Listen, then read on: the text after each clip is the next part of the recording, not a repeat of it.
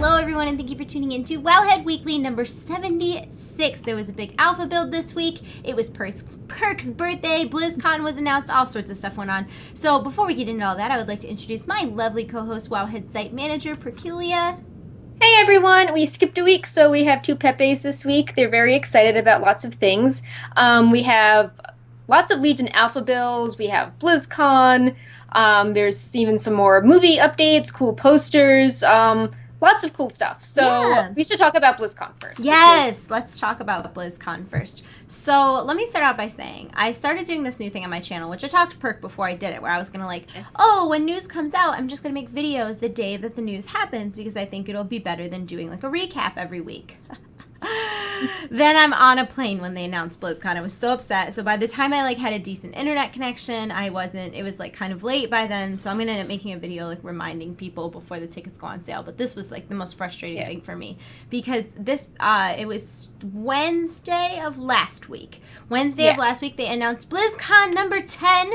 It's going to be November 4th and 5th in the Anaheim Convention Center. Tickets go on sale April 20th, and then the second batch on April 23rd. All of the sales will be handled through Universe and will cost $199 per ticket. Previously, it was handled by Eventbrite. Maybe it's for the best that they've chosen a new service. Once again, they'll be doing the BlizzCon benefit dinner to benefit the Children's Hospital of Orange County. Those tickets will be $750, and those will go on sale on April 27th. There, once again, will be a virtual ticket, and there will be goodie bags for attendees, as well as you will be able to purchase them if you have a virtual ticket.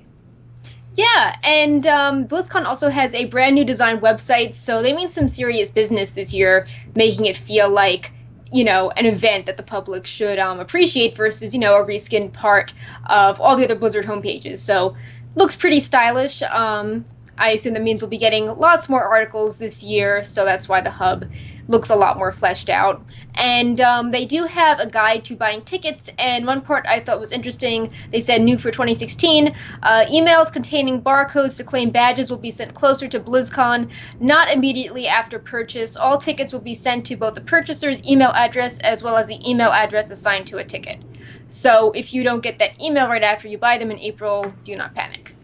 Yeah, which is probably good, because it gives people more time to change the names on the badges and not lose that email, because if it's going out 6 months before the actual convention, that's pretty easy to get buried in some sort of folder. So it's probably better that they're going out later. If you are going, keep an eye on hotels, because there are other non-gaming conventions going on the same weekend. So I know particularly the Hilton and Marriott are already overfull. But then also, I will say, a lot of people book BlizzCon hotels the day they announce BlizzCon, and those people aren't necessarily going to get BlizzCon tickets. Right. So what I did last year is I booked a room that was maybe a half mile away at a hotel that it wasn't my first choice, but I wanted to make sure I had a room. Right. And then in September, I was able to get a room in the Hilton, because somebody had booked a room, then didn't get tickets to BlizzCon, so they ended up canceling the reservation. So if you don't get tickets at your first choice, if you don't get a reservation at your first choice hotel right now, don't panic. Just make a reservation somewhere else for the meantime, so that you have a backup, and then check again in August or September, because something may have opened up. Yeah. So, I guess that's about it for now. We don't know too do you have any super early BlizzCon predictions? Okay, let's see. So, I mean, I don't think predictions ever. I don't think any WoW stuff. Maybe they'll tease something with a movie. I feel they'll do a lot of merchandise and something with Overwatch, I think. So I think that Legion will come out a week after BlizzCon. Really close, how it was for Warlords of Draenor, how there was only a week. I mean, I think that will be a thing, and I think maybe we'll get a first patch announcement, and I think that the Warcraft sequel movie will be announced. Yeah, I think that the sequel makes a lot of sense. I'm not sure if they're legally bound to do Legion by September 21st, but I feel like they'll probably do a movie sequel, or, maybe some new cool line of merchandise that's WoW related. So something a little bit less traditional. That's just my thought, though. I think that they'll was still keep Legion announced for summer or fall? It was summer, and then on the fine print of the box, it's this must ship by September 21st. Like, you will get this on or Oh. before September 21st. Well, I mean, so maybe we're getting transmog on September 21st. Maybe you can buy the box on September 21st, Yeah. but I don't know. The alpha's still incomplete as of yet, and I personally would rather wait for a polished thing. I'm not that impatient. I but feel we'll they'll do a see. ton of esports things. If you've looked at all the hiring They notices, have. Blizzard is like esports hiring, esports Well, that's manager because for like everything. there's so many. Like, I know that there was like this big hype recently because one of the big Team Fortress 2 teams like announced that they were converting to Overwatch. Like, Right, Overwatch is going to be.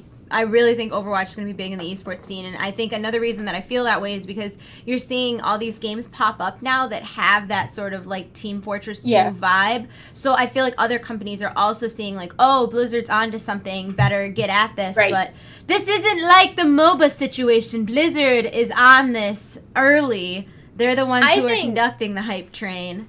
I think we'll get a Diablo announcement because it didn't get a lot of love Ooh. last year. Ooh, I hope there's an expansion. Diablo 3 has actually been really fun, especially with the seasons and stuff. So I would love to see something Diablo I feel like related. it's either be an expansion or if there's nothing going on, they'll still try to do something more creative with it because, like you Maybe said, they'll Diablo actually is bring really out fun. the PvP. We shall see. Anyways, those are just some very, keep all that in mind, that those are just very personal guesses for fun, not real news at all. Anyways, let's move on to actual real news. There was a lot of Legion Alpha stuff. I think there was actually 2 builds while we were gone, right? Yeah.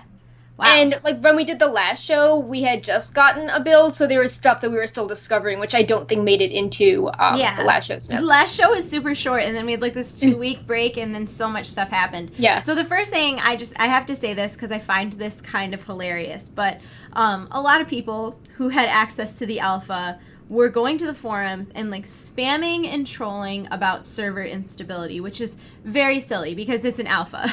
Like, It was also on some of the raid testing threads, and the actual feedback was getting lost. Yeah, in like those it's, threads. Yeah, it was completely like nuisance. It wasn't like a valid like, oh, I'm on the beta and this is a problem, or like when I do this I disconnect, or this is a bug that I found. It was literally just like spamming that like, oh, the servers suck, everything sucks, da da da da, and Blizzard banned them from alpha. Right, it's also like if you care about things such as, you know, getting a heads up or where your guild rank is, it's already pretty great that you are in the alpha to, you know, test this stuff early and understand the fights better. So the purpose of the raid testing right now is not to help like your guild out test stuff. It's to, you know, it's like Blizzard to find their bugs and to get feedback. Well, not only that, but it's not. It's like it's not about your personal. Like, even if fun it's laggy experience. and you get to see the boss a little bit of time, that's still a big advantage that other people, you know, don't have. Yeah, right. Absolutely. So I'm kind of glad that Blizzard did that. I know that makes me like sound like a jerk, but I feel like there are so many people who want the alpha that if you are in the alpha and you're using your, you know, if you're just complaining about it, like, there's so many people that wish they were in the alpha that would test it and actually provide good feedback. So I'm glad that Blizzard withdrew And like their I do get access. burnout, but I feel like if you're at the point where you feel really upset that you know your schedule's super busy and you took time off to test and it was a bust, and like you're super bummed that your 2 hours are lost, like, you know, maybe like your schedule or your life is in a different position than it was when that wouldn't be a big deal, where you had more time in the day, and it's not worth getting that angry over alpha testing in a video game. Yeah, alpha, Yes, guys. You know, alpha. just take a deep breaths and step away from the situation. Absolutely. But there was a big new build, and as of right now, you can get to the max level of 110. Finally. Yeah. All classes and specs are available, and all areas except Surum are available. So I feel like we're actually getting kind of close to beta. Yeah, I think maybe we'll see Suramar at some point. I know it's a really elaborate zone. Like, you're always flying over it, and those buildings are super elaborate and getting more complex over time.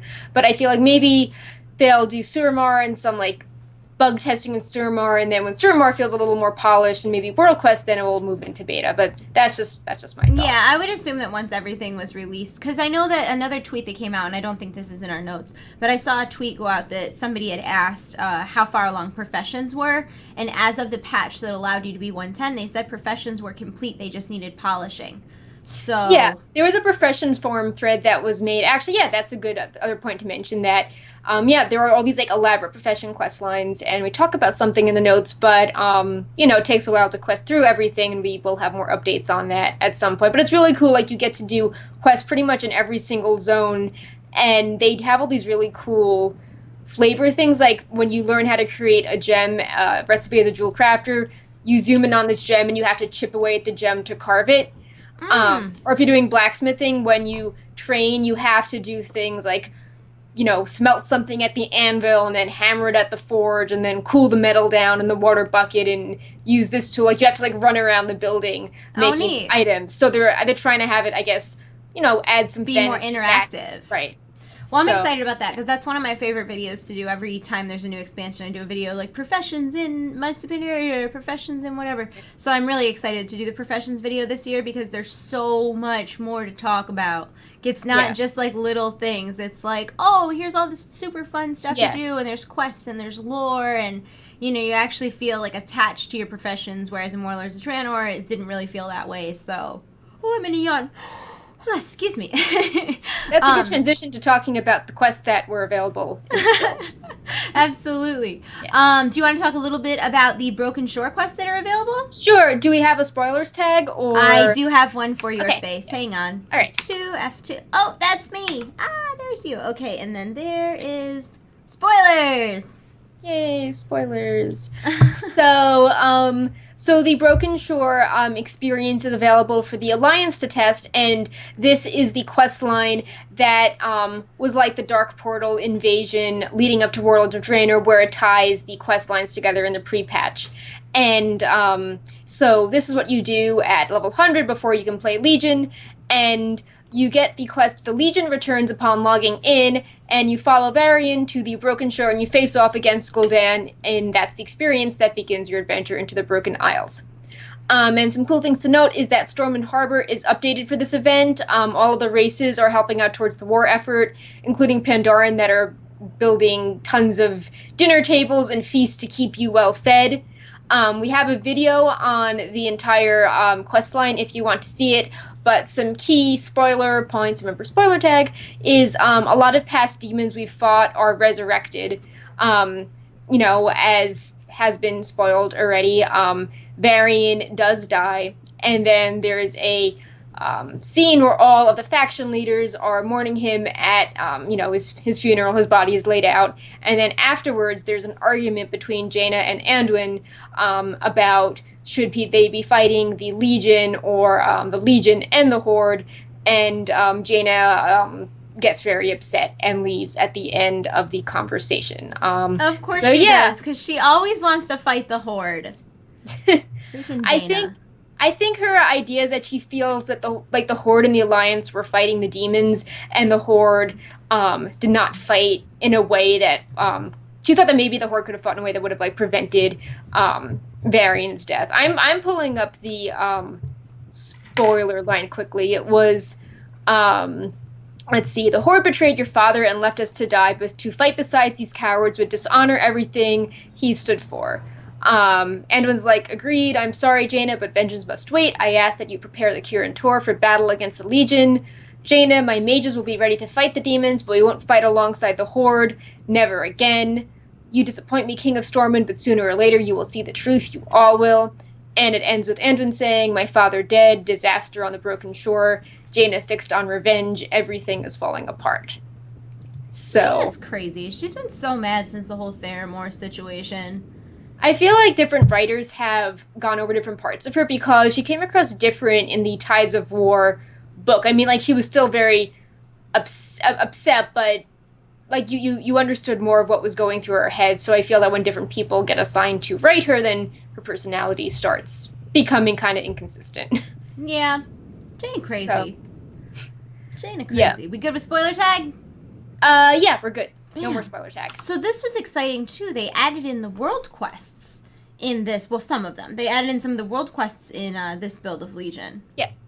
And that was when we went to BlizzCon this year. They talked a lot about open world questing and everything being non-linear, and you would pick up quests at like your order hall or in other places, and it would be kind of like dailies, but like dailies 2.0. And some of them appear on your map in various locations, and some of them are in your order hall, right? Have you tested them out yet? We had, I mean, I was on vacation, but Kitsuki has some pictures of them, and looking at the pictures in the post we have.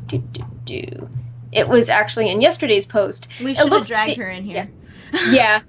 The UI is really similar to adventure mode in Diablo, where as you're questing, it has like the faction and the emissary quests, and then you see quests that you completed on the left-hand side, and you complete 4 of the quests, and then that fills up your emissary quest.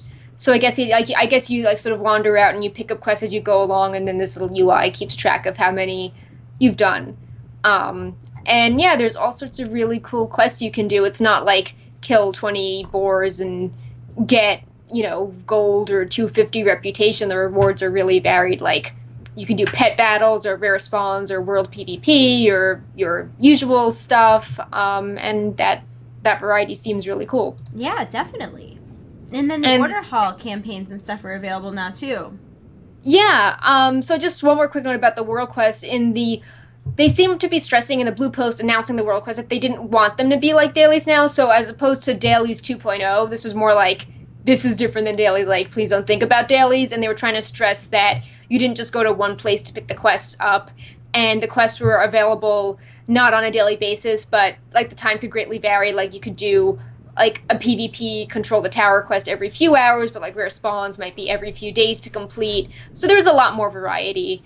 And as I mentioned, I thought like the UI and some other elements reminded me of Diablo's adventure mode, which, is pretty successful at getting people to keep, logging in and trying to sort of go anywhere in the world and do a certain number of objectives to get, an even better objective. That's the same thing. Like, you do a bunch of these world quests and then you complete an emissary objective for a certain reputation to get rewards. And these aren't just like Apexis rewards. These rewards can be anything from like vanity items to gear that's actually competitive, toys, cosmetics, all sorts of fun things. Yeah, and I do like that they varied the rewards a lot. I need to make a video on my channel about what went right with Warlords of Draenor, because I feel like people really focus on the negatives, right? But a lot of the issues with Warlords of Draenor were very small, like in all like timing and balance of reward to effort were, in my opinion, the huge things that people didn't like. And it's sort of like, oh, there's nothing, or there's this, or there's that, when like if they had changed, I feel like those the leveling experience was very good, but then at max level, the messaging was not clear about rewarding you to go out and do things besides the garrison. Well, and it's like, people say, well, there's nothing to do. Well, I mean, to be fair, there is things to do. It's just like, what's the point of doing the world bosses if the gear is crap? Right. And if the mount... It gets this cool item if no one's going to see it. Yeah, and exactly. Or like even like the dailies that send you out into like the pit, the ones you have to do for the Tanan flying, the rewards for those are so bad that there's no point in doing Apexis, I want my, it's like Apexis is like, that's why I stress. I'm like, oh, the rewards you get from World Quest are not like Apexis level. Yeah, which is good. So hopefully, and I would argue that Warlords of Draenor didn't really lack content. It just did not reward you appropriately to do the content that was available. Right. Because I think even like the reps that are in, because there aren't a lot of unique mounts, people aren't as like I don't care about getting Saberstalker rep. It's just another. Yeah, and the reps kind of felt like an afterthought as well. Like, we need to put reps in. So a lot of the ones that came in at launch where I felt very boring, it didn't really further the story that much. So anyway, I think that a lot of the things that we're seeing in Legion are like, maybe your prayers, maybe your complaints didn't necessarily get answered in Warlords of Draenor, but it does honestly seem like they've taken a lot of the things that people have said, a lot of the feedback they've received, and applied it. When you hear about things like professions being so interactive and so immersive, and you've got like these cool like repeatable quests that come up every so often, and they're on different times, and you pick them up all over the world, and they're kind of forcing you to get out and do things, having a main city again, having hubs for your class. I just feel like there's so many things they've done differently. And I know the next topic we're going to talk about is order hall campaigns, and I have seen a lot of people comparing this to garrisons and getting really like triggered about it and upset. But I think it's also really important to remember that this is alpha, and what you're seeing is not a polished version of anything. And also like there is a garrison type mechanic, but it's also on a much longer timer, and there's only like 3 of them, as opposed to when you go and do garrison missions, you're going in every couple hours, and there's Right. like 10, 20 guys, and it's a lot. So it has a similar mechanic, but honestly, if I had a reason to go out and do more things, I wouldn't mind the idea of a garrison if that wasn't the only place that I spent time in World of Warcraft. So just even moving it to a class hall where you see other players, I think is a huge improvement. Yeah, just to back up a second. So an Order Hall campaign, that became open for testing during our break as well. And it's a quest line that each class gets, and each class has a separate class line with major lore events that make sense for that class. And as you mentioned, the quests are intertwined with missions that your champions can go on, and because there's a command table, that's led to some worries that missions are like the focus of this. And we made a blog highlighting the mission side of things, talking about some of the rewards and how there's champions and how they're different from followers, and then how there's like sort of troops that are not like famous characters and they do different things. And then we tried to follow that up with several videos on the quest part of it, so people would see the balance of, the Order Hall mission UI versus the really cool quests going on. I'll try to keep this spoiler free, but right now we have 3 I have a video spoiler tag if you need it.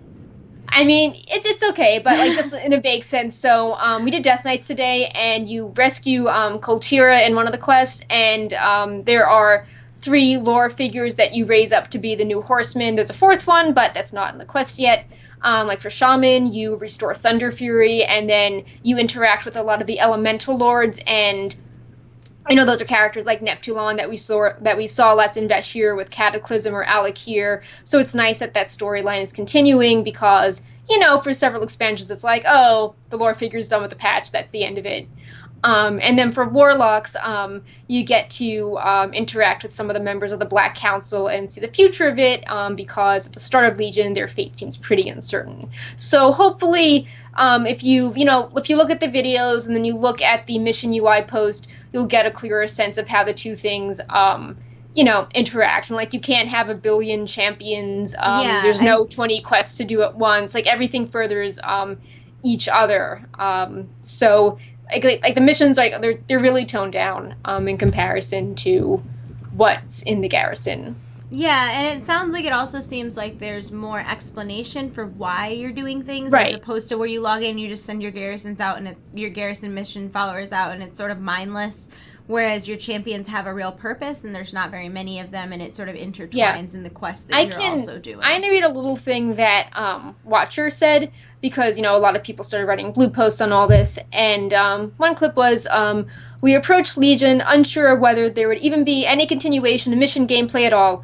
We focused instead on the artifact and class order systems, creating traditional content to provide the experience of forming a band of the greatest champions of your class to combat the Legion, with an eye towards class identity and replayability. We want your journey through the Broken Isles to feel meaningfully difficult in at least a few key ways, depending on whether you are a mage, a warrior, a demon hunter, etc. Once we had the backbone of our order systems in place, a campaign quest arc wherein you recruit champions to aid your cause, and an order hall tech tree where you research upgrades, we saw it seemed like a good fit for a version of the old mission gameplay to provide another outlet for leading the champions you've gathered and spending the order resources you've earned out in the world. But it is far more limited in scope and designed to be a much smaller piece of Legion than missions were in Warlords. It's serving a larger system rather than trying to stand alone as a system in and of itself. There are fewer followers, aka champions, fewer and less frequent missions, but more importantly, the system is more closely tied to the game world itself. Order resources come from playing the game normally, and will come primarily from doing world quests at max level. If you get a, quote, raid mission, it won't give you a piece of raid loot directly, it will give you a quest to kill a specific boss in that zone in exchange for a bonus piece of loot. In general, from the ground up, missions in Legion are not intended to be an alternate progression path or a self-contained activity. We don't think of them as content, but they are a useful additional outlet to complement core traditional content such as dungeons, outdoor questing, and raids. So do you always get a piece of gear from missions? I mean, so it's not going to be like the Hellfire Citadel box. Oh, okay. And that's kind of what I was asking. Yeah, it's like you'll do a mission and it will be like, you need to go kill the boss, not your follower, and then you will get the bonus piece of loot. Okay. So I mean, I think that's better. How like the mission will be like, oh, like, maybe the mission will be like, you have to go, you have this quest to go kill, like, battle a battle pet trainer, and then you'll have an extra chance at getting the battle pet. Which seems better than, like, your followers will, kill the raid boss. Clean the latrine. Yeah, exactly. Your followers are doing more than you are. Yeah, no, I agree. And I think that, I feel like I've said this in the past, that I feel like I didn't ever think they were just going to dump that tech. I mean, right. Whether you enjoyed garrison missions or not, they certainly worked as intended. The system itself worked well. Whether you were a fan of it or not is irrelevant. So the fact that they are trying to still utilize that tech in a way that is more interactive and interesting and fun for the player is... I don't think there's anything wrong with that. And honestly, if they hadn't called it a mission table, I don't even feel like people would be freaking out. Yeah, I also feel that the messaging could have been better initially, because we've seen really rough UI versions of the Order Hall missions and system for, I'd say, a few months now. And we held off really, researching it because we didn't want to alarm people and be like, oh my god, it says garrison resource. Do you think garrison resources will be in Legion? Like, like making people panic. So, we've actually held off on doing a lot of coverage. And then when the Blue Post said that order halls were enabled, we're like, how do we, like, we were so clueless on how we could unlock things and do things further. Like, it wasn't very clear. And then, we started writing posts explaining what we found. And then, like, people zoned in on the images that seemed really similar to the garrison. So I think if there was a blue post saying, hey, the Order Hall campaigns are updated, you're like, it starts here, but there's like a ton of quests in addition to the missions. And if you're not sure where to start, you have to gain artifact power to unlock things. And, just like emphasizing the quests more, or maybe, I don't know, a blog or a little feature. You know how they always do one for raid testing, how they're like, hey, these bosses are available. By the way, servers are unstable. It could be, hey, order halls are open for testing. By the way, some things look similar to garrisons, but we really want to make sure that quests feel like that's the bigger part of the campaign. Let us know. I feel like that would have been helpful. Yeah. So people's first reaction, wasn't reading like our blog post or seeing a streamer open up an order hall UI that's called Mission Table and then, panicking. Well, it doesn't help that there's all these streamers and YouTubers that are really throwing fuel on the fire just to be cool and edgy, because they're sort of promoting false information, which is upsetting people and getting people going. Yeah, I mean, even the post we did, like we said in like the first paragraph, we're like, hey, like this is a look at the UI, like there's also quests. And then, surprise, we follow that up with, like several videos about the quests. Yeah. We just, we can't like have an article talking about 3 classes and the UI, like we would never have an article. It would just always be under, being edited. Absolutely. They also did mention too, and I don't know if you said this, I don't think you did, that some of the classes are more complete than others. Yeah, like we noticed discrepancies in our post too. Like some classes you could just do stuff at 102, some were at 106. So yeah, I mean we're just trying to sort of show that there is cool lore in our videos and how the mission part of it does seem a bit changed. Like you get your off spec artifacts by going on a mission to start the quest to do the off spec. So it's stuff like that, and of course that's not, you're not gonna have like 20 quests in your log. It's gonna be like, oh, this is the mission to get the off spec. So there's like less missions, but it's for more meaningful stuff. I guess it's also a good example of, a mission that sends you to go do a quest or to go do some content. Yeah. As opposed to like your followers went on a mission and brought back your off spec artifact. Yeah. That would have been a massive drainer. Yeah, exactly. And I do really feel like a lot of care has been put into it, and I'm excited to see how it all ends up playing out, because once again, I mean, this is alpha. There's so much more polish that needs to be put into it, and you're getting a very rough first look at everything, and if the first draft even seems promising, I think that's a good thing. Yeah, so we should talk about zones a little bit. Yay! Okay, so I didn't mention this at the beginning of the video, but I'm super excited about this. So I did a bunch of little changes in XSplit for when we're streaming so that I can do more pictures. So the first picture is coming up soon, but then there's going to be like a barrage, and I'm very excited about it. But Azsuna is out now. Now, that was out very shortly after our last stream, right? Or right before our last stream? Yeah, it was around that time. Yeah, so this has been out for about 2 weeks. Sorry for the late notice, guys. Like, I was in Memphis for St. Jude, then Perk had a birthday, and we had a week that it wasn't possible to do it. But Azsuna is out, and Wowhead does have a video preview of Azsuna if you would like to see it. How much do you love this zone? This is my favorite zone because there's like unicorns and there's really pretty wildlife and there's ruins by the sea and then there's these really snarky elite night elf ghosts. Then there's Pepe. Pepe is there too. Yes. We can talk about Pepe before we're gonna do that. That's gonna be our transitionary topic. Oh. So hold on to Pepe. Okay. Hold on. To so Pepe. We should maybe put a spoiler tag up again. Okay. All right. Ready? I'll put it over on your face because I think you're gonna talk about this, and then I'll put it. Okay. All right. Spoiler tag. All right, so this zone has a ton of Night Elf lore. The zone is cursed because Ashara cursed the court of Prince Ferondis when he tried to lead a rebellion against her, and this was several years before War of the Ancients. So the plot of the zone, like the other zones, is to go find a pillar of creation, and first you realize that a member of the Illidari has defected, and then when that part of the questline is done, you then assist the Blue Dragonflight, who are being attacked by mana-hungry Nightborn, and then you learn more about the Tidestone from Prince Ferondis, who's the ruler of a group of ghostly Highborn. As part of this rebellion and curse, when the Tidestone of Golganeth was destroyed, the elves of Azsuna cannot experience the release of death, so the subjects are all ghosts, and they hate the prince for putting them, in this horrible situation. And of course, then you try to retrieve the Tidestone, and there's this funny side quest area where you go to the North Alas Academy, and there's all sorts of cool, like, wizardry, Harry Potter references. Yes! There's jokes about Magic College, like, you learn how to use a wand, and when you hit the students, they yell at you. You have to trace shapes on the ground. There's students talking about, like, working overtime and being overwhelmed. So the Tidestone is in, like, the museum wing. But stuff goes wrong, of course, and the dramatic end for the zone questing is when Prince Ferondis confronts Queen Ashara, who makes off with the Tidestone, and then the subjects watching realize that, he's actually a cool guy and kind of had a backbone for standing up to this horrible ruler. So that's Azsuna basically in a nutshell. It's super pretty, like I mentioned, there's tons of ghosts, there are these interesting horse unicorn models running around, there's even a corrupt version that's like black with orange flames on it. There's like ruined temple gardens of Elune. Super pretty. It's a really cool zone. There's even a side quest where you have to go find a wine recipe because one ghost wants to impress the ghost of Queen Ashara. He's like, I want my wine. So it's a cool zone. That's what I would do if I was a ghost. That's precisely what I would do if I was a ghost.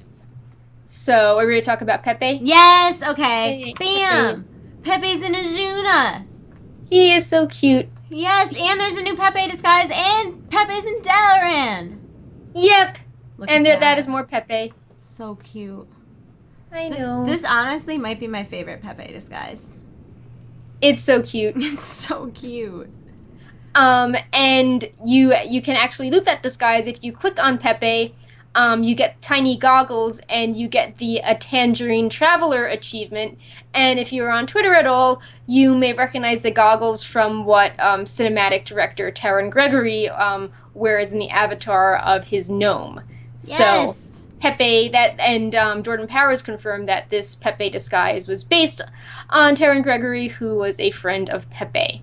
So cute. And I'm so happy that we keep finding more and more Pepes in Legion. I know. So Pepe now is in the Rogue Order Hall. Mm-hmm. He's a painting and like a very fancy, expensive still life. He's like staring at grapes and oranges. And he's in Azsuna, and now he's all around Dalaran. Yep. And the Azsuna and Rogue Order Hall ones seem kind of random, but we learned that Jordan Powers plays a rogue, and there's actually a character, Jorx Powerspark, which is a gnome with a perma Pepe on his head, in spires wearing rogue armor. So maybe that explains why Pepe is in the Rogue Order Hall and also in the pirate part of Azsuna that's nearby NPCs that say special stuff if you're an outlaw rogue with that artifact. Who cares? If Pepe doesn't need a reason to be somewhere, Pepe is what everywhere. Pepe wants. I know. So, I really thought Pepe was in the Rogue Order Hall because of you, and I'm just going to go ahead and I'm going to keep believing that. You can't make me believe I mean, otherwise. I'm very happy that Pepe is there. They're very too. So. We were kind of on the topic of order halls. This got a little out of order, but they did some aesthetic updates to some of the order halls. The shaman order hall now has more plants and like living stuff. Are you happy with that? I am. Like, I'm happier, and I do like that we have the lights out game, even though I'm hilariously bad at that. Like, lights out is not my mini game of choice for sure. We did get a new mini game this patch though, which I'm going to show you soon. That's really cool. But yeah, no, I'm definitely happy that it's more. I mean, one of the big complaints I had was that it was like a wet, damp, dank cave. Like, it wasn't. Yeah, and there's grass now, and the little bushes. Things are alive. Yeah, like, all that definitely damp water. Which I kind of like, because it does make sense that like if that kind of stuff could grow, a shaman would, I feel like, would be in the like a resto shaman, like, you know, life totems, and we can make stuff happen. So that was exciting. The Druid Order Hall has some new Dreamway portals, one to Grizzly Hills, one to Dream Grove, one to Mount Hyjal, the Hinterlands, Duskwood, Moonglade, and Fairless. The Warlock Order Hall has more decorations, like holographic demons and a lot of demonic ritual candles and like voodoo stuff. I know we've talked about how we were like very meh about the Warlock Hall before, and I think that this is it's a lot. I think it's a lot better now. I think it's nice just to see that like it is an alpha and they're still polishing and making everything better, and it's nice to get those reminders, even like from when we first saw Dalaran to like Dalaran now, like so much has been like added to it and, you know, updated, and then we're seeing all the order halls get all these aesthetic updates, so it's nice to see. Previously we talked about the rogue and mage order halls getting updates, so it seems so we've seen about half of them getting a wave of polish, and I think that warriors are due for one because it feels very sparse, and as I keep doing, you know, research, I feel like I'm in college, like, you know, reading all these books, I'm like, oh, like the Raikou makes sense for warriors, but I feel that to an average player that doesn't know all this background, they might be confused, so more cool lore stuff and references in the Warrior Order Hall would be appreciated. Yeah, I agree, because that's definitely, in my opinion, I wouldn't have gone there, but part of that is because I play Horde, so nothing is, like, polished and godly. Everything is, like, me smash stuff. Right. You know. Also, new in this build were a bunch of new glyphs, and I saw Perk wrote down a few of the most interesting ones. A lot of the really cool ones were cosmetic. There is Glyph of Crackling Flames, which causes Immolate to crackle with less fell energy, appearing almost like normal fire. Almost, but not quite. Not quite. Then there's also the Glyph of Wraith Walker, which is, while in Wraith Walk, you actually walk. Then there is Glyph of Manic Size, which increases your size is directly tied to your mana pool. So when you're full mana, you will be bigger, and when you are like low mana, you'll be smaller. There's also Glyph of Sparkles, which causes your slow fall to have sparkles. And there's also a glyph that turns warlock pets into fancier looking warlock pets. Yeah, because that one of the abilities now does that, and people were like, oh, you know, you remove this ability that had, like, actual combat functionality, but there's this cool cosmetic component where, like, what's happening to it. Which actually is way cooler as a cosmetic glyph, because then you're not forced, like, if you did like it for cosmetic purposes, you could take a more competitive talent, which is really cool. There was also a lot of updates to legendary items. Yeah, so as you know, mentioned before, a lot of legendary items are world drops in Legion, and you can equip one at the start of Legion, but the effects might be disabled during progression at first to not have, you know, races dependent on RNG, who gets the drop first.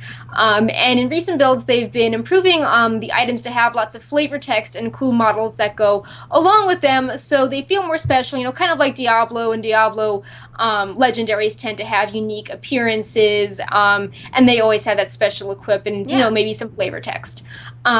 So a lot of the legendary items are covering lore themes like the Burning Legion, Vrykul lore, Titans, the Third War, and there's even all the Vault of Archivon bosses have items named after them, which I just found funny. And then some of the cool examples of legendaries that have cool names but also appearances are for warriors. Grom's War-Torn Pauldrons say, Warsong commanders always looked to Grom Hellstream as an example in battle. The legendary chieftain never surrendered and would always charge forward. And the shoulder model is what the Orgrimmar grunts wear, which I thought was cool. Yeah, and then for hunters, the Shadowhunter's voodoo mask, it has a quote from Vol'jin. It is, "If they want to kill me, they better kill me dead. They better kill me dead the first time or in my sleep." And then it's Vol'jin after surviving Garrosh's assassination attempt, and the model shares an appearance with gear from Zul Aman. And there's tons of them. They all have really funny sayings. If people know the Key and Peele sketch, the East-West College Bowl, there are shoulders named after the one of the really absurd names in the skit. If you do archaeology, the Blue Streak achievement talks about these dwarves that get killed because they didn't know how to fight a dragon correctly, and one of the NPCs, he shows up as a legendary, and like the flavor text again is like, "Why Anud was standing in front of Kadragos is anyone's guess. However, legend has it that Anun's final shadow word pain was key in helping Coral defeat the Dreadworm." So it's like, I don't know who this guy is, if he like wiped some Blizzard dev's raid for being a shadow priest that got cleaved in something, but that's just funny how 5 years later that guy is coming back. Well, that's even, not that that's super relevant to the April Fool's Day joke, but one of the April Fool's Day jokes was talking about mages, all their teleports would be random, right. And at the end it's like, "That's for being a jerk, Colin," and one of the Blizzard devs had a Colin that screwed him all the time. There's even funny things like Marquee Bindings of the Sun King, and it's contrary to popular belief, Kael'thas, the Sun King's favored and usually final utterance to his enemies was actually, in caps, Pyroblast. So there's a lot of funny things here. Some are serious, some are silly, some have cool models, some are more traditional, but there are hundreds of them. If you go to the Legion database, the items page, and you search for legendary items, they'll all show up at the top. And they're just a lot of fun, and there's still a few more that still need flavor text updates, so probably expect another post about the remaining ones soon. All right, you should show this. I'm so excited for this. So we've been talking about how there's a bunch of just fun little things in Legion that we haven't seen a lot of in other expansions, like in the Shaman Order Hall. There is a mini game. There's a mini game in another Order Hall too, isn't there? I feel like there's another one, but I can't remember off the top of my head. I am blanking on it. I mean, there's like different flavor things for each one. Yeah. Well, anyways, so there's. I think they said that there would be something that they wanted each Order Hall to have. Like so they've been doing little things like mini games and like just fun little things to do outside of like PvE and PvP content. And one of the things that was recently discovered was that Jewel Crafting has an item which actually allows them to play a mini game, and it's like a toy, and it looks like this, and it's sort of like Bejeweled. Yeah, and instead of jewels, you have jewel tone things like the Ruby Panther and the Jade Owl, and like bunnies, and it's funny because someone said Bejeweled, and it definitely plays similar to Bejeweled, right? But then, a lot of people brought up that Activision Blizzard purchased King, who owns Candy Crush, and that's the same exact type of game. Like, it's the same, like, match 3 sort of game. So, I don't know. Like, I know a lot of people, I saw a lot of people actually upset about this. I don't know how you could possibly be upset about this because you don't have to do it. It's a toy. It's just a toy for fun, right? But, like, I actually am not upset about this because can you imagine how much, like, when you're in those situations where you're, like, raiding and someone, like, there's actually that add-on where, like, Bejeweled could just pop up. Yeah. Like, you could actually play it in-game. Yeah, it was Bejeweled. There was another one, too. It was Bejeweled and Peggle. You could play. And so I think this is a cool thing. And I would like to see more little mini games like this because it's not a reason to log on, right? But it's a reason to not log off. Like, if you're waiting for a friend to do something and you need to kill 10 minutes, like, trust me, I could kill 10 minutes with something stupid like this. So I'm actually pretty excited. I think this is a really cute little thing. And I think it's a thoughtful thing, too. Like, it's not necessarily like, oh, we're min-maxing, or we're doing this, or we're doing that. Like, this is just a purely fun, like... Right. And jewel crafting, I think people said was kind of boring in Warlords. Like, it just had gems and stuff. So it's like, okay, well, you guys have a fun, cool thing now that you can make. Yeah, it's super cool. And it's going to be a popular item. You see all these people now. Now, does this require jewel crafting to use? I'm not I'm not sure yet. So if they can sell this, it's gonna sell for a ton of money. I hope everybody understands this. Like, everybody is saying this is stupid. Eat your words now, because you're gonna want to be a jewel crafter if this is sellable, because it will be expensive. Like, people will want this. I would want this. I would definitely pay 100,000 gold for that, for sure. Because I don't value my money. I don't value my money at all. But yeah, so that's super cool, and I'm really excited about it. And this is another thing I'm super excited about. So I was gonna make a video on this, but right now the character creation screen is a little bit buggy, and it like pulls the boxes over top. But once that's fixed, I will make a video on this, because they changed it so that demon hunters can now customize both the look and color of their tattoos. It used to be that every single tattoo had a very specific color and you could not change it. Like, you could, if you wanted a certain tattoo, you had to have it in the certain color that it came in. And now, then at like one point, they even made it even like blander, so like every tattoo was the same green. Yeah. And I was like, okay, well, I actually liked having a red tattoo. And now you can choose any tattoo design you want, and then there's a different customization option for any color you want, which I think is super awesome. Like, this is such a tiny change that makes me so happy. Right. So it's weird, because I don't see myself ever maining like a demon hunter, but like, they are so cool, and I feel like their transmog options are so awesome, with like the mask and the tattoos and the horns. I'm so torn. I don't know what I'm going to do. I've never really been into like a melee type character, but demon hunters are super cool, man. They're super cool. Yeah, the Legion dressing room also supports all of these colors, so if you aren't in the alpha but you want to start playing, yep, you can play dress up in the Legion dressing room. And speaking of dress up, I can't wait to talk about this next thing. Okay, go ahead. Do you want me to? You can finish. I didn't mean to interrupt. I just got really excited. I just meant that like it all works. So there's like 36 tattoo options. Yeah, it's super cool. It is super cool. So this is also very exciting. They added in a new artifact variant for Holy Paladins that looks like the mace and shield for Reinhardt in Overwatch.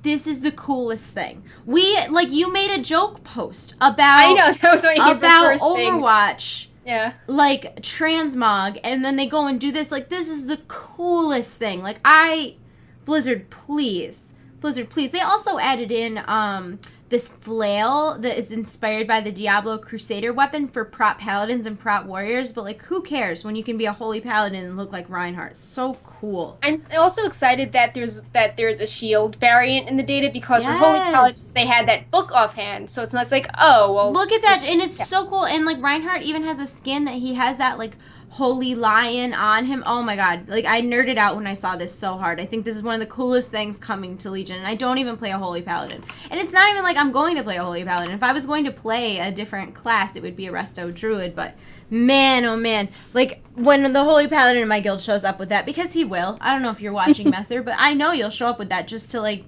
make me angry, because I can't have that. But it's awesome. Well done, Blizzard. That is super, super cool. I love to see nods from other games. Like, I'm very into that. That's super cool for me. So I was really, really excited to see that. I think it's cool that, prop paladins and prop warriors are getting the Crusader-inspired flail. Hopefully we will see things like, like that you had the Tracer goggles were in your ideas. What else did Mercy, you Holy Priest, I would love to see more wings. Like, I would, in general, like... Diablo wings. Like, all the Diablo wings are so cool, right? And, like, I know in other games, I want to say in, like, maybe EverQuest, you could earn wings that were just vanity. I don't think they did anything. Like, we have the when wings... you earn flying, you can earn your wings, too. Yeah, like, okay, so, like, you can earn the Darkmoon Fair wings. I would love to see different variations of those. And, like, maybe if you buy the collector's edition of StarCraft, you get the Kerrigan wings or something. Like, I am into it. The more cosmetic options we have available, the better. So I thought that was super cool. Also, all the artifacts are updated, so they have 6 styles on Wowhead's talent calculator and in the dressing room. It used to just be 5, but now all 6 are there. And then there's some new artifact variants as well, correct? Yeah, so all these are now up on the calculator, including Fury Warriors have the Score Howl themed axe, and Outlaw Rogues have Thunder Fury Reborn. So this is a pretty big update for the site, and it's really fun for playing around with transmog. Everyone has new weapons and colors they can play around with. Yeah. Oh, okay. I think we're talking about it in a little while. We have so many exciting things to talk about. It's like unreal. I know. I tried organizing them by like topic, so it wasn't like quest, item, zone, like general models. So I tried organizing them a little bit. The fishing pole. Oh, I took it out. We can talk about What? that now. I have a didn't whole like, slide. We have to okay, look at all right. it. I didn't have Listen, much to say about it. Just I don't really have anything to say about it either, but it's freaking cool. Okay, so what Okay. would that have been? F8? F8? Oh, God. No, F8 is the street art. F9, so it's F7? Let's try this. F7? Nope. F8? F6? Nope. F6? There it is. Look at the freaking artifact fishing pole. I don't really have anything to say about it. I just thought it was really cool, and I hadn't seen it in its full form in multiple colors, and I want it. I don't even care what it actually provides. I want it. It's super cool, and I want it. That is all. That's all I had to say about it. Oh, okay. Yeah. I just think it's cool. It is cool. We haven't actually known how we can get it yet. We don't know how to get it. I don't know what it does. I don't know what benefit it provides. I don't care. I want it. Yeah. I want to very fish, cool. and I want to hold the dead murloc when I'm doing it. This is what I want. Okay, so also there were some new updated appearances, which I thought this was really cool, and I wanted to mention it, is that we talked a little bit about ensembles a while ago, which was going to be all the honor and conquest gear that you can get in Warlords. Next expansion will be available like in ensembles for transmog. Right. And we talked about all the possibilities of ensembles, and this patch they added the Fell-touched armor ensembles, which are green tinted variants of the Warlord's crafted gear specifically for transmog. Yeah, I mean, I know some people are like, oh, it's a recolor, but it's like it's going to be an optional thing. Yeah, and I know that other people don't want to, craft like level 1, they have to upgrade it several times to get the color I want. So, maybe this will be part of the pre-patch, like a transition thing, how it's a Warlord style gear, but fits into the theme of Legion. People have asked in the past too, and maybe I'm the only one who went here with this, but people have asked in the past too, like, let us dye our armor. Right? Maybe seeing something like, oh, now we have these Fell-touched ensembles. Like, maybe we'll see more color variants that are specifically for transmog that don't carry the whole, like, prestige of I actually earned this item. So, I don't know. I'm always pro anything that involves more cosmetic options. And then there were also some updates in the data that showed that those new Winter Veil suits that we talked about a few weeks back are actually, it's a toy.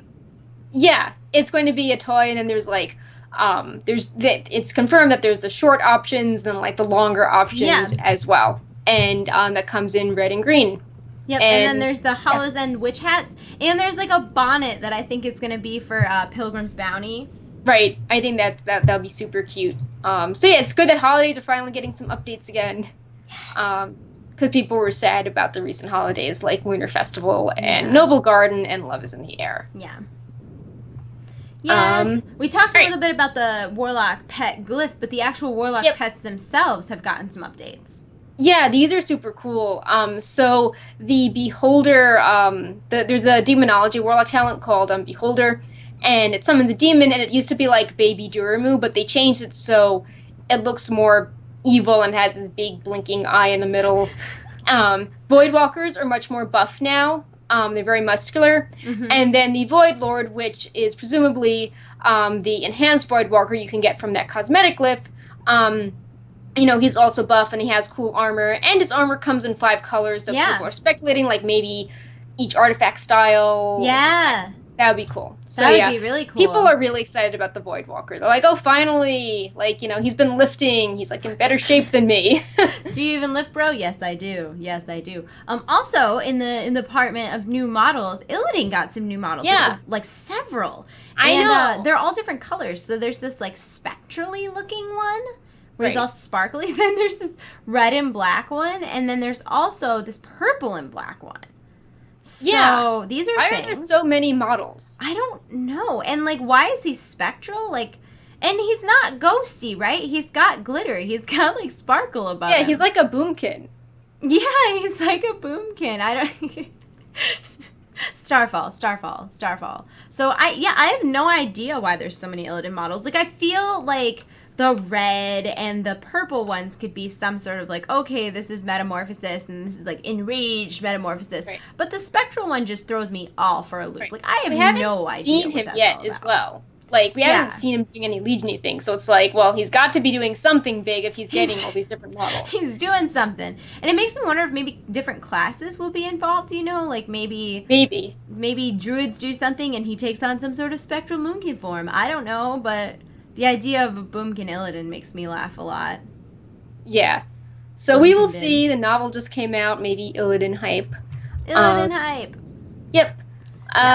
Guess we're talking about dungeons and raids now. Yes, all of the dungeons in Legion are now available to test on Mythic and Challenge mode difficulty. And otherwise known as Mythic Plus. Yeah, Mythic Plus. Did you explain? Yeah, and now keep in mind that Challenge mode is no longer a selectable difficulty from the drop-down. Instead, you begin it with Keystone runs from within Mythic, so it'll be like an NPC. The old concept of Challenge mode had some core features like gear normalization and multiple timed cutoffs, no loot awarded, and that's just not really relevant in this expansion, and that's not how they wanted to do it. They really wanted it to scale the Mythic difficulty up to suit your gear and your skill capabilities, and then there's all these new modifiers to keep the experience more interesting and more fresh. There is a looser timer so that there's some like measure of success and definition of failure, but the timer isn't the real purpose of what makes it Mythic Plus or Challenge mode, whatever you want to call it. And I actually got some little things we can see. This is like the level 3 modifier. So you can modify, you start with 1 and then you go to 2 and then you go to 3. So you talk to this NPC, you get a keystone, and your keystone will start at level 1. Right. And you'll do your level 1 challenge mode. If you finish it, then you can do a level 2 challenge mode. If you finish it, then you can do a level 3 challenge mode. And at level 3, there are different things that can happen to the bosses, but not all of them at once, right? Is it randomized? Is that how it works? There's currently 8 valid affix pairs with a sequence that changes every 12 hours for testing. So some are better than others right now, but it seems like there's like an easy bucket of ones that you can get and then more difficult ones that are available at higher levels. Yeah. So like at level, you can go ahead, sorry. Oh, no, go. No, I'm just saying that at like level 3 you can get like tyrannical, which is bosses have more health and damage, but then at level 6 you can get scarier sounding ones like tanks generate much less threat. That is terrifying. And this is an idea of what a level 6 keystone would look like. As you can see, there's not one. It's when it's level 3, there's only one affix. And then when it's level 2, there's 2 affixes. And then when it's level 3, you can see that it's like 26% additional damage and 26 additional health, whereas it's 59 once you get up to level 6. So the difference between 3 and 6 is massive. And does it go up infinitely? I am not totally sure on that. Brave souls, man. Because I know that the feedback is that level 6 is super hard. Right, and like I think the combination that was up when it first came out was really challenging too. I think that this is also a good change from Warlords, because in Warlords you got this random piece of gear as a reward and the loot was not very good. Yeah. And it felt like you had to find all these people and do something with a really strict timer to get something good, and then you got your mount or your gear, and that was like a one-time reward. Yeah. But it was like, okay, like why do I want to do a challenge mode to get this mediocre piece of loot?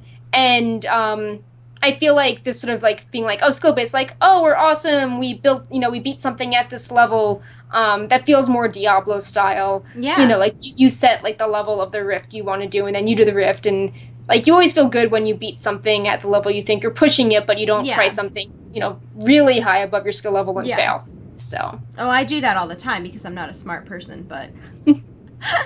Well, it feels like your choice versus like, oh, I'm forced to run this instance and beat this timer. Like I'd like the players seem to have more choice in deciding. Well, and plus you kind of do it step by step. You start at level 1, you move up to level 2, you move up to level 3. It's a much more gradual process than just kind of like Diablo, where there's a drop down and you can just throw yourself into a crazy dungeon. So I actually would venture to say that it's probably a little better than Diablo, but I'm really excited to try that out. I have not yet, but I'm going to. And I'm definitely looking forward to that as a change, because I hate challenge modes currently. You know why I hate them? Because you have to go, like, to really get gold, you have to go back and find, like, random blue pieces of gear, because there's very specific things because your procs don't work and this doesn't work and that doesn't work. So a best in slot challenge mode set is crazy. It's and like that wouldn't. I don't think Blizzard wants that to be the point of like people farming up old things to find the right gear to beat it. I think they'd rather be like, okay, like you can keep your gear, but like stuff just keeps getting harder. Yeah, and I think that's a more fun way to look at Yeah. it. And I'm sure there will be people who min-max who like look specifically for gear that, you know, is helpful in X, Y, and Z, but it won't be the way. Right now, challenge modes, like if you want to do it on silver or gold, you really need to switch out all of your tier pieces and all of your pieces that have procs on it because you're just wasting potential spaces for stats. So I'm excited that they're making that change. Also, another change I'm excited for is these minimap improvements. Yeah. Look at They that. are. Look at all that stuff on the It's minimap. simple, but it's so good. It's so good. See the little arrows? Yep. Mm-hmm. They are so cool. Mm-hmm. So if you are underground and a node is outside, or vice versa, if you're outside and a node is underground, the node will be gray. If you are above or below an item, so if a chest is, say, at the bottom of the stairs, there are little arrows indicating if you need to go up or down. Yep. It sounds so simple, but it's like, whoa, this was not around before. It was... Yeah. Can you imagine? Do you think people would have hated Vashtir if this had been a thing? I mean, I think people would, like, I think people feeling dizzy is still a valid complaint, but, like, there wouldn't be a feeling of dread every time you had to go inside a cave. Inside a cave, and you're right. like, I'm lost. That's it. We're done Yeah. now. I'll never find anything. So I'm excited to see that, because we saw some improvements a couple weeks ago, and this took it even farther with the arrows. Right. Like, it's more subtle. It's like, oh, well, now it won't be gray if I'm at the top of the stairs, but it will tell me I have to go down. Yeah. Super nice. So these are awesome changes. If anybody from Blizzard is watching, we appreciate that. Thank you.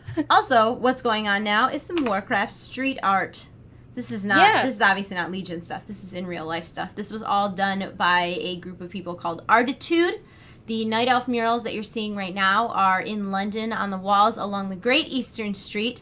There is an Orc-themed display planned for Paris and a Murloc-themed display planned in Amsterdam. So it's kind of cool that they're doing like Night Elves and Orcs and Murlocs. As opposed to just Orcs.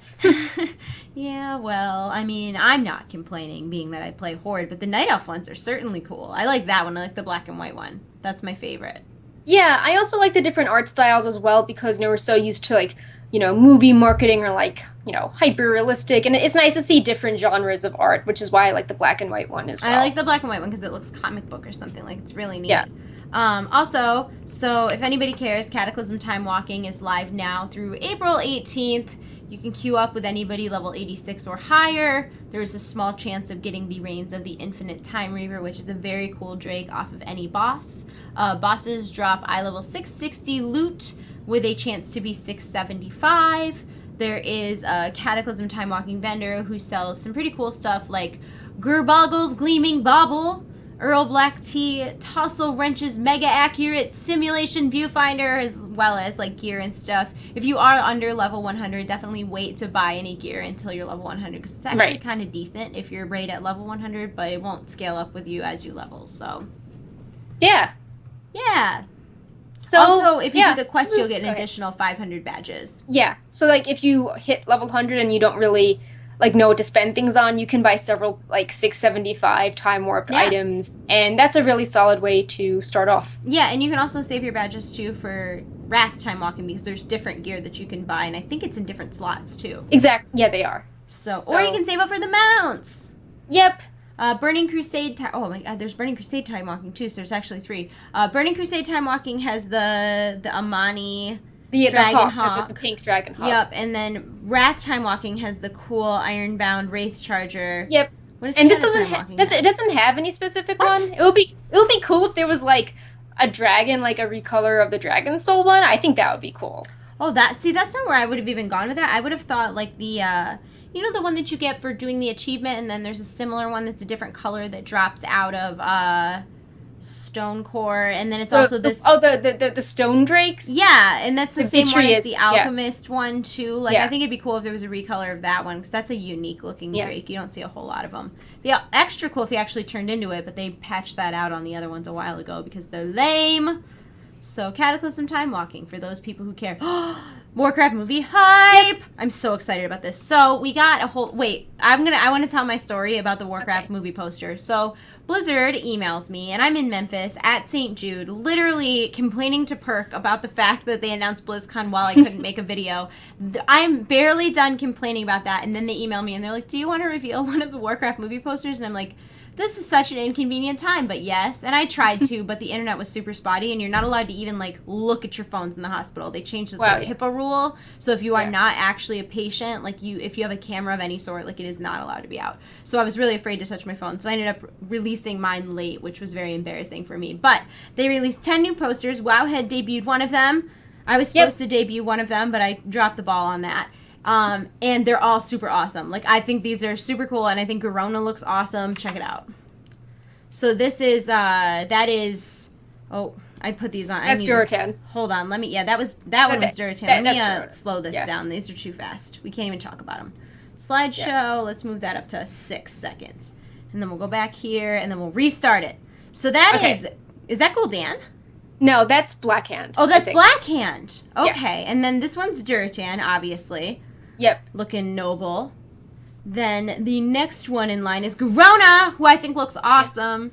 I think they did a good job making her, like, abs look super muscly. There's Gul'dan. Oh, he's mean looking. He's scary. He looks sad. He looks sad. This is King Lane. I like how you see the helmets in the foreground. I'm happy they included her. Yeah, this is Lady Taria. I believe she is King Lane's wife. Yep. Then, of course, we have Lothar. We've seen this one before. And this is that's the Orgrim. Yep, that's Orgrim. And there's Medivh. We've been complaining so much. And there he is. And there is Khadgar. He looks so young. He looks so young. Yeah. So I'm particularly interested in Medivh because when I toured the movie set, he was wearing different armor. Oh. So I don't know if he was wearing that iconic raven with the feathers. So I don't know what that means. But he's wearing very boring, bland armor in the posters. So I think something exciting he has the raven staff. Oh, yeah. Of course he does. Which also, is very if you look at the text on all the posters, the characters that are clearly Alliance have blue text, and the orcs have red text, but then 2 of the characters have white text, and that's Medivh and Garona. So interesting. Yep. Well, to be fair, I would say Garona's loyalties will end up being with the Alliance, but she's going to start out the movie as Gul'dan's slave. Right. So she's sort of on both sides of the fence, but only one by choice. But you're right. I didn't notice that before. I think it's shifty that Medivh is not on a side. Yeah. Me too. I think these posters all look really good, though. I feel like I've been particularly harsh on the Warcraft movie marketing, and I think these all look great. And I think it's not an accident that they asked different, fans and such to reveal these, people that were, fans of the actual game versus Universal Studios has put out a poster. Yeah, for sure. Khadgar looks awesome. They all look super, super awesome. Blackhand is scary looking. His nails need to be cut, man. That's too long, Blackhand. Thumbnails are too long. So I'm super excited about this. If you haven't seen it yet, I did actually finish the Duncan Jones interview. I finished about 1 of 10. I realized in doing these interviews that is not something that's in my skill set, like listening and writing, and ended up paying someone to do all the transcribing, but still closed captioning is a ton of work, and I think they really need to be closed captioned since there's no video, but that can be really boring. It's really, also, if you can't listen to something, you can follow along, and that's people. It's definitely. I feel like there's some people that could probably close caption a video in almost the same length of time it is. It's just so hard for me to concentrate on just someone talking and there's no visual at all. And I like the way it looks when it's closed caption, but man, oh man, that is not within my skill set. The next one I'm doing is Toby Kebbell, who is Duratan, and I'm actually going to break that one up into 2 because all the other interviews run between about 12 and 18 minutes, give or take. For some reason, he talked for 40 minutes. We had him for a very long time, so I'm breaking his up into 2 just because it's so long. But yeah. Do you have anything else to add? Not about that. We do have more movie news though. Yeah. One we have a small thing, then a big thing, but Duncan Jones was tweeting. He actually used a Wowhead model viewer image. He's like, a little carrion bird told me to keep your eyes on the net on the 19th of this month. And that was in response to someone saying, if only he would show a new trailer, that could help a lot, right, Mr. Duncan? Any news about that?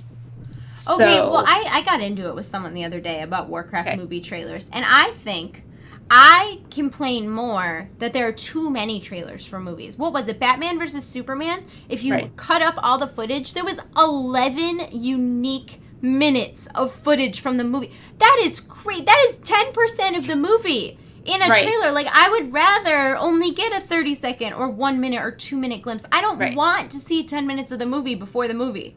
It's too much. Yeah, so and also misleads people. I feel like, people get confused with, two people are in the same room, but they're really not, and they present something as climactic when it's not really. And the music is different in the background. Yeah, it's really strange. So, like, as much as I haven't been a fan of a lot of the marketing decisions, the fact that they're only showing us little glimpses of new things in each re-edited version of either a TV spot or trailer is, in my opinion, a good thing, not a bad thing. I don't want to see the whole movie in a trailer. Yeah. So I'm excited for a new trailer, but I don't need it in my life. I'm going to watch it. I'm going to be really excited about it. But if we only got 2 before June 10th, that would be just fine by me. What else is going on? We talked about this a while ago. Oh, no, this is a graphic novel? Yeah, this is a different thing. Yeah. Whoa. I didn't know about this. Tell me more. So there is a prequel novel, I believe by Christy Golden, which is a book with lots of text. But there is now the Warcraft prequel graphic novel, which is called Bonds of Brotherhood. And in a fantasy action epic set decades before the film, the young and headstrong Lane, Lothar, and Medivh embark on a mission of vengeance that will forge them into heroes, the kind that Azeroth will need in its darkest hour. And you can pre-order it on Amazon for $24.99. It's available on June 7th. And the story is conceived by Metzen and it's written by Paul Cornell, who is known for his work on Doctor Who. Oh. And a ton of artists have been involved in the book as well. Whoa. So that is pretty cool news. And it comes out of my birthday. Oh, wow. That is an awesome birthday present then. Like the Odin one came out on mine. Right?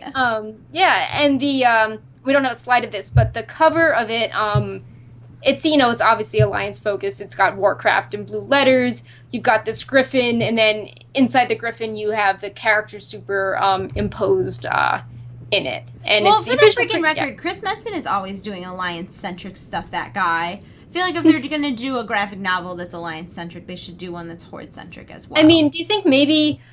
so there's Warcraft Durotan, the official movie prequel. So did the Horde get the paperback, so the Alliance got the comic book? That's dumb. Those are 2 different things. That's being like the Horde got the apple, so the Alliance got the orange. One is a citrus, one is a seed fruit. Those are not the same thing. I don't know. I'm always very pro. Like, I play Horde, but I don't ever want to feel... I don't want to feel like the Alliance gets more, and I don't want the Alliance to feel like the Horde gets more. That's part of the reason I'm so excited for the Warcraft movie, is that Duncan Jones was so incredibly adamant. Like, that is his biggest thing, is that Horde and Alliance need equal screen time. They need equal number of heroes. They need equal number of villains. They need an equal amount of empathy and compassion and strength and good and evil on both sides. And I think that in and of itself embodies what World of Warcraft is in a game. So I really, really, really get irked when they don't do anything equally. Like, if they put out a book that's very Horde-centric, there should be an equal book that's Alliance-centric that tells that same story from the other point of view. So even though this has nothing to do with the Horde, it's all Alliance stuff. Yeah, anyway. When you mentioned that, I was poking around customers who bought this item also bought to see what else is there. And I see Warcraft official movie novelization. That's which on is my also wish list. And then there's also Warcraft Behind the Dark Portal, which is a behind the scenes look, which I don't think we've covered this before. No, I didn't know that existed either. There's it's so much movie related literature coming out. My God. Yeah. Let's see. Yeah, so this seems to be a hardcover fancy art book that has concept art, unit photography, visual effects breakdown. Also interviews with the cast and crew in bringing Azeroth to life. It's $45, but you can pre-order for $32 right now. Oh. And yeah. So that's awesome. And then I want to answer a question that just came through in chat. Sure. Someone asked if it matters to me that the film isn't canon lore. No, it does not. Yeah. Because, and I know what you're talking about is Garona, because in the game, Garona is half Draenei, which makes sense in the game's lore. But I think in the movie version of this, and a lot of times movies don't follow the books or whatever it is perfectly, it makes sense to have a couple characters who are distinctly in the middle. And since Draenei aren't going to be in this movie and they're not a super relevant part of this movie, if they are in this movie at all, we haven't seen any glimpses of them. Garona being half human. Now, I don't logistically, if they're just now opening the portal, I have no idea how she's half human. Probably Gil'dan's fault. Nobody probably wanted that to happen. I'm just saying. But it is interesting to have a character like that is torn between two worlds. Right. And I think at the BlizzCon panel that we went to, someone brought up the question of the lore, and they're like, you know, like, we have to keep adapting the story as it goes along, you know, like, this version of the story makes the most sense to tell for cinema for people that are brand new to the universe. Yeah, exactly. And like they talked about streamlining some things. Like, for example, I think all of the orc clans are more streamlined because it would be really difficult to get across, like, you know, the Frostwolf versus, like, you know, Blackrock and all of that. So I think they try to condense that so you would understand the power play a bit more. Yeah, which I think is okay. I would rather see them alter the lore to make it translate better in a movie form than try not to alter the lore and have it be convoluted and hard to follow. Yeah, you don't want an encyclopedia to understand this. Yeah, and it's like anything, whenever they make an adaptation, like a good example that I like to use when I talk about this is The Walking Dead. The Walking Dead is obviously the television show is based on a comic, but it's not loosely based per se, but they definitely make changes all the time. One, so that the comic readers actually have a reason to watch the show. If it was exactly the same, what fun would that be?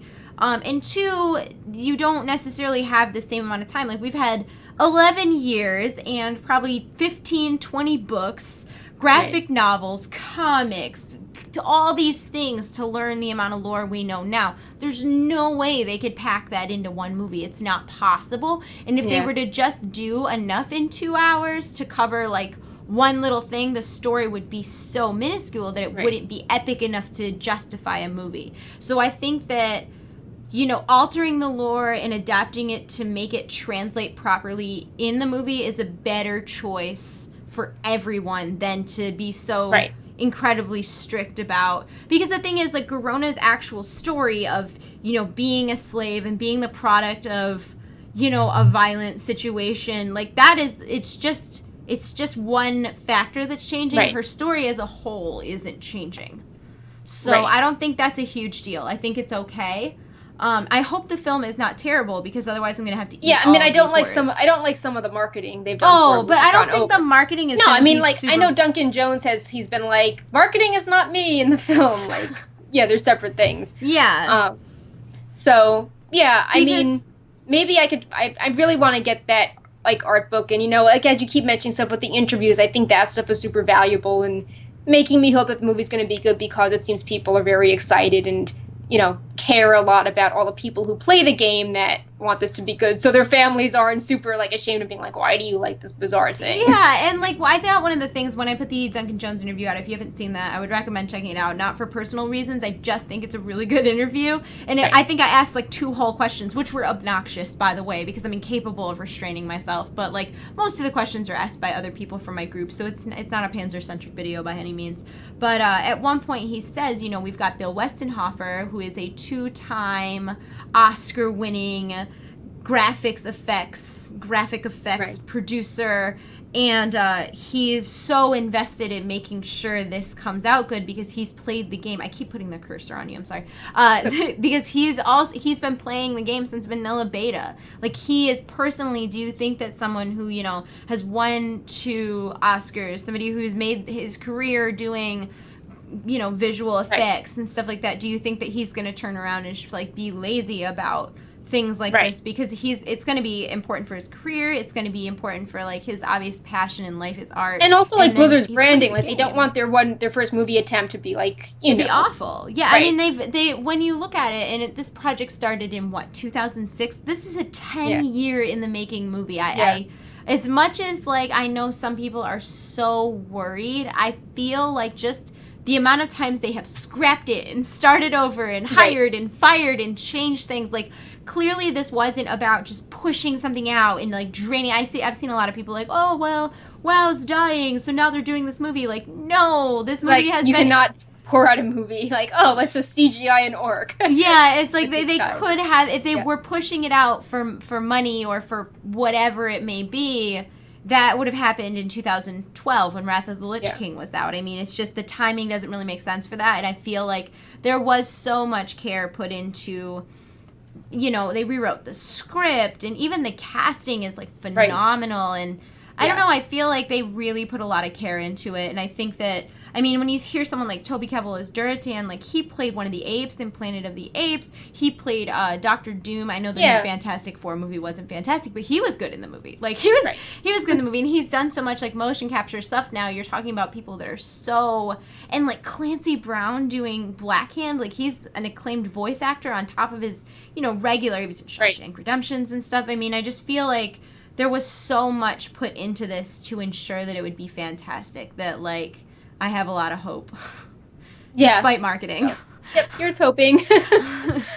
I went off on a real tangent. No, it was good. I want to see the rest of your interviews. I know. I'm sorry. I'm working. I'm sorry. It's so hard for me. I should just hire someone to do closed captioning too, because my God, it's going to take me forever. You should. Yeah. Don't listen. I am for that. Thanks, Perk. Yeah. Thank you. Would you like to fund that? Because it's very expensive. So, anyways, no, I think my goal is to have, I have it written down. I can tell you what my goal is. My goal is to finish part 1 of Duratan by the end of business tomorrow. It's written down. Yeah. So I'm working on it, okay?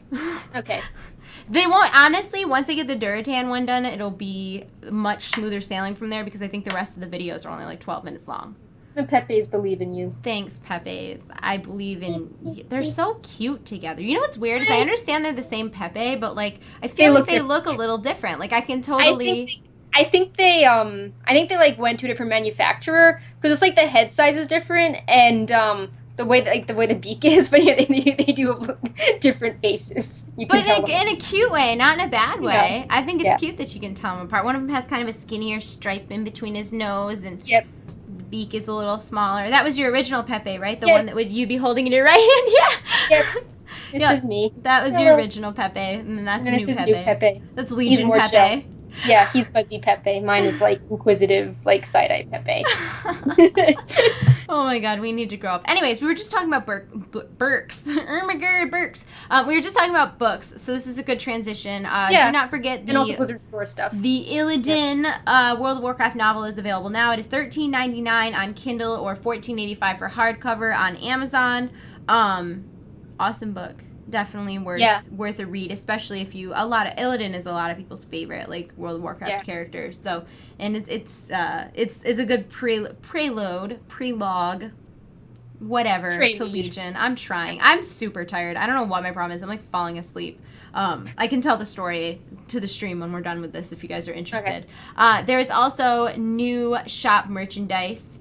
From Heroes of the Dorm, actually. There's the Asmo Dunk and the University shirts for $24 each. The Funko Movie Pops are coming out soon. It's like the beginning of May, I want to say. But my friend, okay, so she went to GameStop and they already had them on the shelf. Not supposed to. Yeah, Duncan Jones has a picture of them too. Yeah. And like when I Google, it's like, oh, you can pre-order them now. You can pre-order them on Amazon. Yeah. She has one physically. She got it from GameStop. They just had it on the shelf, and they shouldn't have. But that means that all these retailers have them already, so keep your eye out, because who knows what other idiots put them out on the shelves. You should get them while you can. She has Garona. And I was like, yes. I want Garona. How did you get that? Yeah, because the Garona one looks awesome. Yeah. And I'm super excited for the Warcraft movie Funko Pops. I'm also super excited for the Overwatch Pops. And I'm out of room on my pop shelf, so I don't know what I'm going to do. This is a real dilemma. Also, we have a code going on with the Blizzard Gear Shop right now. You can use code Wowhead GWP to get the gold Cute But Deadly Tyrant pin with any order of at least $50. It's like a $13 or $14 value. And use the free code box, not the discount box, to get the pin. Yeah. Can you stack it with a code? Can you what the code? Can you stack it with a discount code if you had a discount code? There's a terms of service fine print page. I'm not sure if you can. But you can only get one pin via the free code. Yeah. But yeah, so if you're buying a Pepe or you want to get the Heroes of the Dorm shirts, just type in that code and get a pin as well. If you care about collecting pins or want to boost your collection, this currently is the only gold pin you can buy and know that you're getting a gold pin. So the other ones are blind packs, and you could get a character that you don't like, and it could be the regular, normal colored pin versus the gold one. So yeah, this is the only pin that you can say, I want a Tehran pin that's gold, and you get exactly that. And I believe that they're going to add in gold pins for the other Cute But Deadly figurines that were introduced last year. But who knows? This might be the only way. Do we know if this is the only way to get the gold variant one right now? Yeah, this is the only way to get it, and I have stripes on. Yeah, now. you I'm very avant-garde. Very avant-garde. Yeah, so I feel like if you are into pin trading at all, you should probably grab that, because who knows if it'll be available any other way, especially if you're going to BlizzCon. That'll be a high value trade. So keep that in mind. And I think that's all we have to talk about. I think that's it for Wowhead stuff. So thank you for joining us and whatnot. And now I'll tell you the story of why I'm exhausted. Okay. So I got formally tested for ADHD yesterday, because if anybody's had any 5-minute conversations with me, you know I can't hold a topic for more than about 2. Do you have any idea what that involves? I mean, like, dealing with the American healthcare system and a diagnosis sounds like it would be very grueling and unpleasant, and it discourages you from actually wanting to get the treatment. No, okay, so I will say that if I have to go back to get like a report on all my test scores, because some of it's written and some of it's verbal, and I did fine on all the written stuff because it's like I'm a visual learner, so like anything that was written down, I feel like I did okay. Oh my gosh, they do a whole test of auditory stuff, of how good you are at paying attention when people are speaking to you, how good you are at like retaining the information that you hear, how good you are at listening to things with background noise. I mean, it was like I wanted to stab the guy who was doing these tests in the eye. It was horrible. He did this one test where he would say like words and then numbers. So he'd be like, Pepe, 1, 4, Wowhead, Night Elves. And then he'd be like, okay, now say all the words and then the numbers back to me, but in that order. So not the order he said them to. You had to remember the 5 words and then rearrange them and verbally say them out loud. Apparently this was not supposed to be hard. I was okay with the words. Numbers. There was another one where he would tell all these little stories about people, and then at the end he'd be like, okay, now what was the name of the person whose story I was telling you about? I don't know. I think he was flying an airplane. Like, oh, it was terrible. So, anyways, that's it. We're going to go. Thank you so much for watching us. We appreciate it. Thank you for listening to my ADHD story. I also appreciate that. I think you're really courageous in, like, deciding to deal with, like, unpleasant medical things and, Like, well, even to saying that, being like, well, I also, so many doctors will just give you drugs, and they don't, like, actually find out if that's what's wrong with you, and so, like, I wasn't okay with that, so, like, we did the formal testing to figure out, what's wrong upstairs. Yeah, I also feel that, like, if you say anything about yourselves that people can interpret as, like, a flaw or something wrong with you, that people just love to, like, nitpick on the internet and, like, like, you're opening yourself up to... like, I think that you're going to start, like, good conversations with people. Like, maybe some more of your followers will be like, hey, like, I should actually, like, like, learn more about my health and, how things work. And yeah, I mean, I think it's really good that you're both doing it and also being open about it. Oh, Perk. Yeah. You stop. You stop it. Pepe is proud of you. Happy belated birthday again. Oh, thank you. I hope you had a nice birthday. I'm sorry that I didn't know it was your birthday and I was like messaging you frustrating things. I'm super sorry about that. It's okay. You're like, I'm on vacation. I'm thinking to myself, like, what is she doing on vacation? It's like a Thursday. This is so unlike her. I hope you had a nice birthday, though. Pepe does too. Oh, yep. Precious is making a special. So I was in Memphis for St. Jude Play Live for like the pre-event, and Perk and I will be. I have not. Perk already talked to me and was like, oh, I want to do something with you for that. Yep. So we have to plan what we're going to do and when. It should be really fun. But Blizzard is sending me a box of prizes to give away to you guys. They have all these Jinx.com codes. And where was I going with that? Oh, Precious Mage, who makes the Pepe hats, is making a special Pepe hat that all of the profits will go to St. Jude. And I've seen the prototype, and they're so cute. I have not seen the prototype. Yes, I have seen the prototype, and they're so cute, and they have such Pepes want to see what it is. Cute story behind them, and it's for such a good cause. So if you're thinking about getting a Pepe hat for your Pepe, next month there will be a really great one. So, but I like my BB-8 Pepe. He's my favorite. Because I think that he just looks like a little BB-8 with his little... He is. He's so happy. Body. So cute. I love that you have two. I love the pictures, and you'll have one where your little head is, like, cocked looking at the other one. One Pepe sort of judges the other Pepe. So cute. But thank you guys so much for tuning in and watching Wowhead Weekly. We will be back next week. Sorry, my lighting is weird. Perk is like lost all lighting. Yeah. She's like lost all lighting. We will be back next week. Same bat time, same bat channel. Thank you. We got like 3 or 4 new subscribers today, so thank you so much for that. We're gonna check on that too because I think we're really close to getting another emote, and maybe we'll do a poll or something and talk about what we'll do for that. That would be fun. But we're gonna go. I hope that you guys are all having a wonderful weekend and a wonderful week. And we will see you next Friday at 6 p.m. Eastern, 3 p.m. Pacific, right here at twitch.tv/wowhead. Have a great day, everyone. Thanks for tuning in. Goodbye. Goodbye. Bye. Say goodbye, bye, bye, bye, bye, bye. Bye.